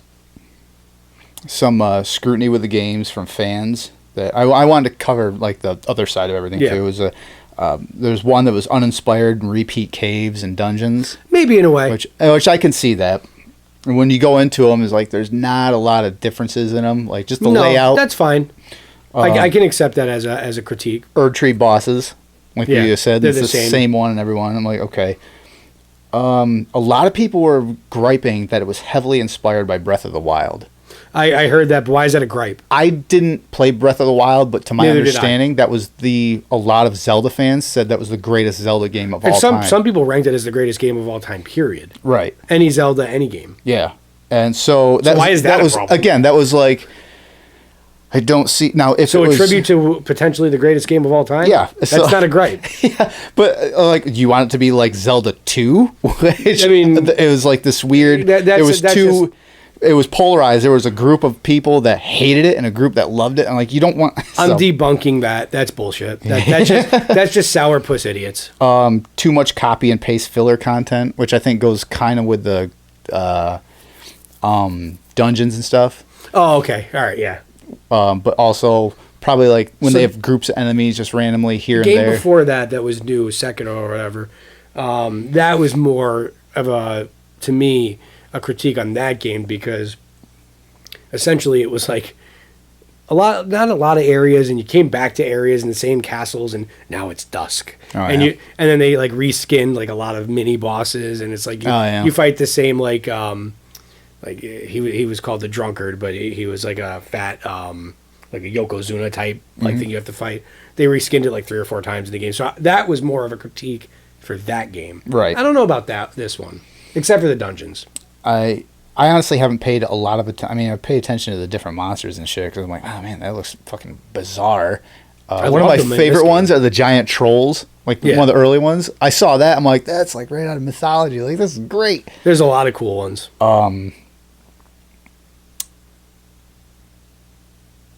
Yeah, I put as a side note, it's like I don't have anything to compare any of these to. Because like I said, I'm 20 years out of it. I think the game designs it's all fresh to me. And all these enemy designs are even like more absurd and more like interesting and cool looking than past Souls games, I think. Did you see the criticism from other game developers over it? No. There's like this huge thing that was going on. See if I open it up quick here. There was other developers trashing the game. Of course, it's going to be other developers because it's right now. Because it's ranked at 10 out of 10. Well, right now it's like the 6th biggest downloaded game on Steam all time. So of course they're going to talk shit. Yeah, it says Elden Ring criticized by game developers over UI, performance, and design. One is a huge article. When I was reading through it, one of the people. All right, right here. Let's start with Salman. I can't remember his full name, but he says, according to Salman's LinkedIn page, he developed the UI and UX for games such as, which UI and UX for anyone is user interface and user experience. Interface being like, kind of like the runes where they guide you. All right, go here, go do that, and kind of tell you what to do. Because there really is no user interface in this. No. And user experience just playing the game. So he developed UI and UX for games such as Horizon Zero Dawn, Killzone Shadowfall, Battlefield 5, Star Wars Battlefront 2, and Battlefield 2044. By the way, just a little sidebar. I thought Horizon Zero Dawn was boring. The only one I played in here was Battlefront 2. I played Horizon Zero Dawn. I got about halfway through, and it just felt so repetitive. But anyway. It says, pointed out that the game's minimalist use of guiding UI elements is a big part of the reason why they may not be able to enjoy the title. There's no denying Elden Ring's design goes against the grain in that respect, so far as modern world titles are concerned. So what I would say to that critique is simply put, get good. Well, again, from someone that's just getting into something like this, or at least this game, to me that was refreshing. Yeah, like, which is good. I think I would put you in a level or a class that's different. Like, I think a lot of newbies that said, oh, this game looks cool, let's try it, they will use that as a concern, and they will quit early on. Another one going with that is there's a lot of people that are like, where's the difficulty slider? And again, I was like, you don't need it. You mean like make it uneasy? Easy, medium, hard, or whatever. Oh my God, it is the most hilarious thing if you're in that community when you see people complain about that. That's where the get good thing starts. You know, it's like, if you're trash, then don't play it. We don't need you in playing, I guess, kind of like almost like an elitist thing. Like, we don't need you playing our game. But that you're going to bitch about it. You can make the same. I've made the same argument with all sorts of games I've been heavily involved in, and learn how to play it. With way back to Warhawk, that was only online. There was no story, and people were like, "Well, there's no story, and so and I don't want to play online." It's like there's hundreds of thousands of other games and systems out there. Why are you on this smaller game and complaining about it? I mean, Brawlhalla, it's a free game, Brawlhalla. Or hear me out. Do what you did and learn for yourself. Enjoy it. Explore. figure out how to level up. You know what I mean? Yeah, and like I said, I love the fact there's no difficulty slider. But that's also someone I'm, again, coming from online play all the time. There is no fucking difficulty slider online. And also it goes back to, like, because both of us there's a level of us both being purists. It goes back to that, too. Like, why should we make it easy? No. Nintendo never did that. It is easy when you first walk out. Generally the area of the map is easy people. It's to your difficulty when you first start. The only thing that isn't is the tree sentinel. That guy's a fucker. Yeah, he's a real asshole. I had to do a lot before I came back to that him. Black Knight that's on the bridge further up than him, that comes out at night, he was easier than that fucker. Yeah. He looks scarier. Was that Crucible Knight? I don't remember. Yeah, I think it is. I fought Crucible Knight in one of those, like the blue like elevator type things. Mm-hmm. He was kind of an asshole too for a little bit. He was quicker. Yeah, but he did. He seemed to have an easier pattern to attack. And yeah. So, but he did. So the last thing here I got is a kind of a 3-part question. What's your favorite aspect of the game? Your least favorite aspect of the game? And if you could change one thing, what would it be? All right, let's start with say the first one again. All right, what's your favorite aspect of the game? That's easy. It's a Souls game. True and true. I don't have to explain any more than that. As someone who enjoys the franchise, has played and beaten every single one before that, this is just another part of the catalog I enjoy the most. This is my wheelhouse. So that's easy for me. Right. Second question. Before my favorite aspect of it is your turn. The freedom of direction. Yeah. I guess that makes sense. You get out and you just kind of go. You alluded to that. Yeah, I'm like, I love that. Yeah. Your least favorite part of the game, or aspect, anything, programming, it could be whatever. Maybe the repetitive dungeon design. I can see that, but I still enjoy the dungeons, so it's kind of hard because I like to find the lever and I like to find what boss is going to fuck with me down there. Yeah. But maybe the fact that they could have done a little more with that. But I can't really find a whole lot I dislike in the game so far. Mm-hmm. So I'll just say that. Mine is like, it didn't take much for me to mine is the online or co-op feature leaves much to be desired. They always do in Souls games for the most part. It took forever to me and Charlie to figure out how to actually do it. Yeah, it's easy once you figure it out. Yeah, once you figure it out, it's easy. Because me and my buddy were kind of like proficient at these games, so we kind of knew already. But even the ones in the past haven't been easy. I will say this real quick. They did an online thing for Dark Souls 3, mm-hmm. which was really dope. It was right after one pretty, prolific boss fight. There's this open, like, circular area outside of a castle, and they created this thing called Fight Club. So you would you'd go there to get invaded and go one-on-one against people. Cool. So that was kind of the best, probably, addition to any PvP in Souls, I think. Yeah, I think it leaves much to be desired, only because, to me, it's not like a true co-op online. Because as soon as one of you die, you're sent back to your world. And then you got to reuse your materials. Yeah, and I'm like... Which gets annoying, like you're wasting your material to get somebody back. You got to eat the item and... Yeah, I'm like...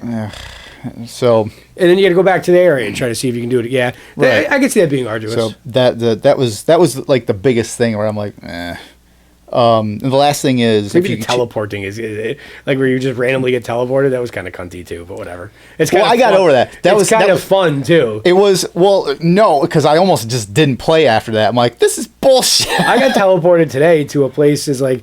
But you're level 120 something. Yeah. Like now you can kind of... All right, in a sky, like I still died, but I was like in a sky castle. And I had to find a way like to jump down and figure it out with there was a tornado all around the area. I have no fucking idea. Dude, I have no idea where this fucking thing was. I think it was really late game. And I'm like, what the fuck? But anyway, God. There's, before I go on to the last part here, all the hidden stuff that you can find, like jump down to this tree root to that to find. You got to keep your head on a swivel and look around. Yeah, you do. Like now, like further into the game, now they've got 100+ hours. Think about the Stormville Castle, where the one with Godric, where if you want to go explore the rooftops, you got to figure that out. Yeah, like you got to look around. Because you can look and see those dead bodies with the little like icon glowing thing on it. And you're like, how do I get up there? Yeah, I'm like what? And you know what's really annoying with those shits is if you see them and it's on a balcony that's this far from your character. I'm like, fuck you, man. But you still can't get up. Yeah, but you have to go halfway around the entire castle. I literally have a club. I can just... Can I just knock the body down? Yeah. Yeah, but anyway, the last thing is, if you could change one thing about the game, what would you change? Oh, man, that's tough. Why don't you go first? I'd have to think about that. Mine goes with the last one, with the online thing.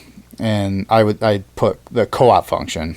And my thing I put is, instead of players helping with bosses and only having one life before returning to their home world, allow co-op for world exploration, rune acquisition, and PvP, and while bosses are only used in single player. I don't know if I entirely agree with the last part. I like everything you said, but I still enjoy the fact that you can summon like someone out there in the world. I suppose. Because then it's like this feeling of like some dude in England. We're in this together. Yeah, we're in this together, but yet 10 seconds later, we're across the world. Like, well, I'll spawn you back in.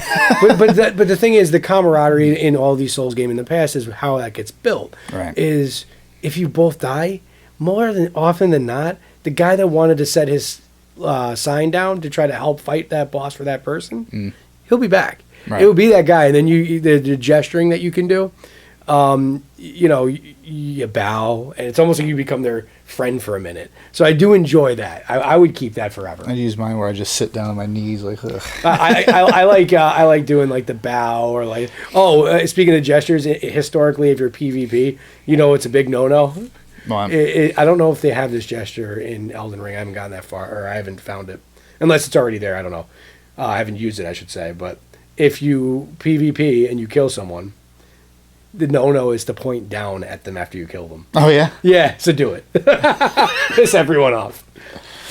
I don't gesture at all, honestly. I rarely ever even use it. Like, I think I waved at Charlie and whoever. We were in this huge thing with a few different people. I waved at him, and I'm like, that's interesting. And that's the last time I used it. I guess I can probably, because I can't really think of anything offhand that I would change so far. Yeah. I'm not nearly as explorative as you are yet, so I'm sure there might be something I come across, or at least a feature that... Well, mine, you could just right out the gate, it's just something you'd realize. Like, it wasn't any story-wise or programming or anything. It was just the online feature. But of course, coming again from someone who played lots of online PvP, and I or never just really played a co-op lot of online, in my life. So I played it, and I'm like, well, it kind of sucks that you have to go through the whole thing. Like, you have your life, you die, then you get kicked back to your world, then you got to go through the whole thing. But I guess get good, scrub. No, but I guess I could probably agree with that. I guess I can steal that idea. And you can't use your steed. Yeah, you can't. You have to run like an asshole. Yeah, I'm everywhere. like, I want to go riding horses with my boy. I'm 14 in high school again. We don't have cars. We have to walk everywhere. I'm trying to ride horses with my boy. What's up? No, so nothing to date? No, I think I'll agree with yours.